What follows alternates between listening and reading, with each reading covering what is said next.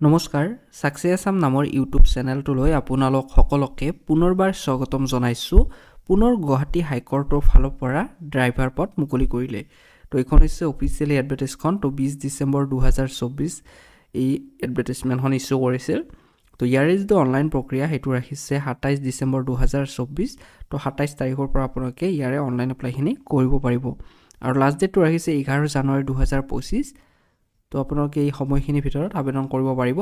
আৰু ইয়াৰ is online application fees তো আপোনালোকে 16 জানুৱাৰী 2025 লৈকে থাকিব তো এই সময়খিনিৰ ভিতৰত আপোনালোকে অনলাইন পেমেন্টখিনি কৰিব পাৰিব আৰু বয়সৰ সময়খিনি যদি আমি ইয়াতে চাওঁ আনৰিজাৰ্ভৰ ক্ষেত্ৰত 40 লৈকে ৰাখিছে ওবিসি এমওবিসিৰ ক্ষেত্ৰত 43 লৈকে ৰাখিছে এসসি এসটিপি এসটিএইচৰ ক্ষেত্ৰত 45 বছৰ বয়সলৈকে আৰু পিডব্লিউডি ক্যান্ডিডেটৰ কাৰণে 50 বছৰ বয়সলৈকে ধৰি দিছে আৰু কোৱালিফিকেশন ৰাখিছে আপোনালোকে মেট্ৰিক পাস কৰা হলে ইয়াতে আবেদন কৰিব পাৰিব কিন্তু আপোনালোকৰ ড্ৰাইভিং লাইসেন্স থাকিব লাগিব লগতে এমপ্লয়মেন্ট এক্সচেঞ্জ ৰেজিষ্ট্ৰেচন সাৰ্টিফিকেট আৰু ইয়াতে আপোনালোকক সিলেকশন প্ৰসেছখিনি দিয়া আছে তো এইখিনি আপোনালোকে চাব পাৰে তো সকলোখিনি দিয়া আছে আপোনালোকৰ কিমান মাৰ্কৰ ইয়াৰে